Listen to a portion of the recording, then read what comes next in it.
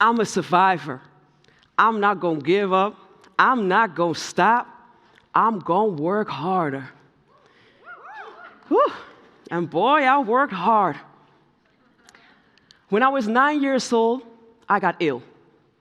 I got diagnosed with a condition called ITP, which made sure my blood didn't clot well. And I had bruises everywhere. And as a kid, there was always this risk of me getting an internal bleeding.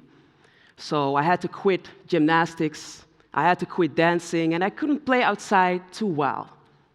That is what made me turn to music. When other kids were playing outside, I sat at home with my cassette player, later on my CD player, and I immersed myself in the sounds of the Spice Girls, Aaliyah, Michael Jackson, Brandy and Monica, and all those artists. I used to write down lyrics, and I used to play radio. Remember those My First Sonys, the colorful machines? I would put my cassette, put it in the other cassette player, and record a song from the radio. And just when the DJ would start to talk, I hit the stop button, put it in My First Sony, and did my own announcements, like, "Welcome to the Angelique Show with the best music from A to Z." Every Friday night, my dad took me and my brother to the local record store where we could each buy one CD or single. So you can imagine, I had quite a big music collection. Being ill made me a music lover, a music expert, and somewhat of a music nerd too. At age 23, I got ill again. I had just graduated, worked a job in PR, and after a night out, I came home, I had a headache, and I woke up in the hospital. And they told me I had several epileptic attacks, and they found something in my head. And they also told me I was lucky I was sleeping next to my boyfriend at the time, otherwise it could have gone very, very different. And when I was recovering, I realized two things. I realized if life is this fragile, I might as well do something I really love. And if I want to do something I really love, I guess I have to work hard and not look weak. That was my convinced.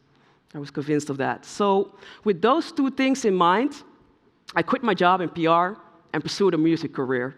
And I thought, since I love doing radio so much and talking about music, I might as well do radio.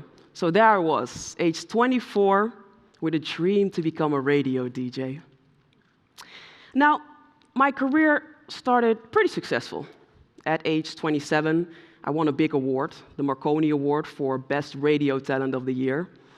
But I also remember, after I won that award, there was this DJ, a male DJ, who interviewed me, and he asked if I was able to handle all those little buttons on the board. It was so difficult. Now, I was not surprised by that question, because I got asked a lot of those questions, especially by guys, because, you know, girls are not good with technology, they say. But I was kind of disappointed by it. And I would feel more of that later on, because I got interviewed more in that time. And almost every interview was about the fact that I was a woman working in radio. And they would tell me about this mysterious research that nobody ever found, which said, yeah, you know, people love male voices, they don't like female voices. And they would ask me what I think about that, and I was like, I think that's stupid, but why are you telling me this? And they would also ask me, how would I be different than my male colleagues? Would I stand up for females? Would I play more female artists on the radio? Now, of course, because that's something I care about, but that should be a question that is asked for any radio DJ. And soon I learned, besides just me, want to have fun, want to play music, inspire people, soon I had a new obligation. I also had to represent women. And I had to show that I was just as good, or perhaps even better, than my male colleagues. Now, as time went on, I got a better time slot at daytime, and I was asked more frequently to be on TV talk shows to talk about music. And I remember one time, a friend of mine called me up just before I went to the TV show, and he said, Angelique, you have to do great. You cannot mess this up. And I told him, wow, that's a lot of pressure. Why? And he said, you know what? Because you're representing all of us. If you mess up, it will look bad on all of us. And by all of us, he meant people of color, in this case, specifically black people. that was a lot of pressure. And I went to do the TV show. It went well. People were proud. But I would later on understand what he meant by that comment. Because I worked at a radio station where we used to hire a lot of interns. And at one point, for the first time, a young woman of color was hired as an intern. And she was not performing that well. She was always late, messed up a little bit. But you know, being an intern, you're allowed to do that, I think. And later on, we got a new manager, and he asked for more diverse people because the company was pretty white and pretty male. And I remember the colleague who was responsible for hiring the interns said to the manager, she said, you know what? We tried with them people of color, but it didn't work out. Now, I was shocked too. I thought, you're gonna really base your experience with one intern and project that on a whole group of people? So I realized that besides representing women, I now also had to be the best version of myself and represent people of color, specifically black people. Now, while all those pressures grew, also my career grew. I transferred to another radio station, a bigger radio station, and every year around Christmas, they had this big project, the Glass House, where 3 DJs would be put in a glass house, they could not eat, and they would play requests for money for charity. I was one of those 3 DJs, and I was the first person of color to be there. Now, it was a great experience. I really enjoyed myself. It gave me a lot of popularity, but it also made me slightly uncomfortable because even though nobody told it to my face, I knew that by asking me, they were trying to be more diverse. And that only added to the pressure. And it also added to the feeling that I had to be the best version I could, and that I had to prove all those people who thought I was just there for my color, that I had to prove them wrong. So I tried to do that. And while I was trying to proving myself, my body was telling a whole nother story. Because at age 32, I got ill again for the 3rd time. And this time, the diagnosis was endometriosis, a chronic illness that 1 in 10 women have, and that can cause heavy bleedings, heavy pain, organ damage, infertility, and a whole bunch of other stuff. And there were days the pain was so intense, I should have stayed in bed, but I got up and I went to the studio anyway. And I went to the studio because I couldn't stand the thought of somebody perhaps saying, look at that, we tried to hire one of those, now they look weak. So I went. And there was one point I needed surgery because of the endometriosis, my kidneys were failing. And I needed surgery, and the doctor told me it would take 6 weeks to recover. And I looked at him and I said, well, I'm not going to do the surgery then. I'm not going to be away from the radio for 6 weeks. I cannot, that's not possible for me. I have to be present, I have to represent, I cannot look weak. And it was only until another female colleague of mine who held a similar position that she texted and was like, hey, I'll be on vacation for 5 weeks, bye. And I was like, what? Oh, you're just gonna go? You don't feel the need to represent?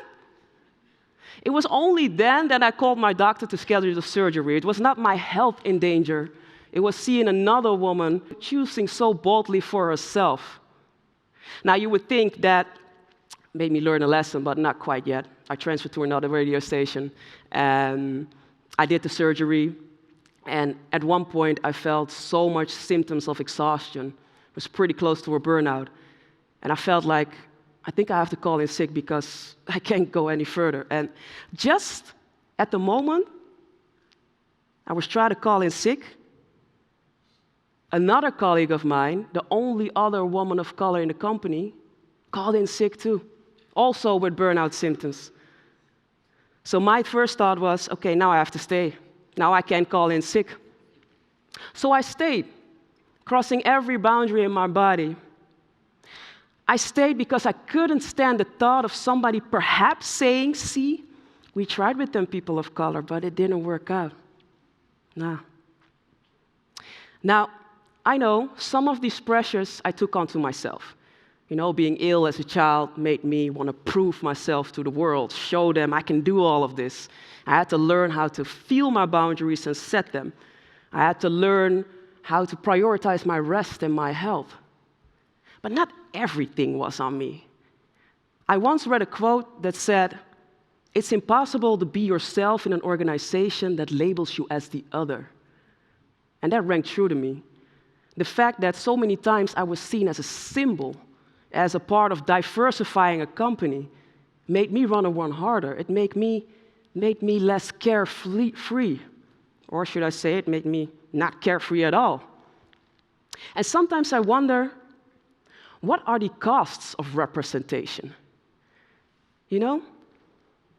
I think before we ask for more women at the top, before we ask for more people of color, before we ask for more diversity of anything, let's make sure people are aware of those pressures. Let's make sure we allow people to make mistakes without it reflecting bad on the whole group of people they represent. Let's make sure people don't lose their passion. Now, there were a lot of women that came before me who had it way harder, and I already see some people who are younger than me who have it slightly better, but it's changing, but it's so slow. And my wish for the next generation is that they don't have to go through all of these pressures. My wish is that my little niece, she's called Bowie, almost 2 years old, doesn't have to go through any of this. That she will be challenged and will feel pressure, of course, because that's part of life, but creatively, and not on the basis of her gender, her race, or any other facet. And I think to do that, well, we have to change the world because there's a lot that needs to be changed, but let's start small. Let's start by looking at people for the full human beings they are instead of just the group they represent. And let's not ignore the differences, but let's celebrate the differences. Let's learn from them and not use them to disqualify a whole group of people. As for me, I'm still a radio DJ.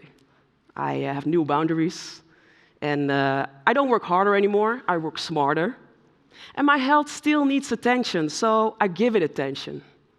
And of course, I still feel the pressure sometimes to challenge myself, to do better, but now it's more because I want to challenge myself and not to prove my worth to the world. And I also allow myself to make mistakes because I think part of being a full human being is being allowed to make mistakes. And I know some of my mistakes some people will see my individual mistakes and reflect them on a whole group of people, but you know what? That is not my problem. I remember when Michael Jackson sang in Smooth Criminal, well, actually, he asked her, "Annie, are you okay?" Remember? "Annie, are you okay? Are you okay? Are you okay, Annie?" Well, last year and all the years before, I would have answered like Annie did. Remember what Annie said? "I don't know." I didn't know how I felt. I felt so much pressure. I was so tired. But now I look myself in the mirror and say, "Annie, you are okay. Just don't let anything or anyone put that amount of pressure on you again." Thank you.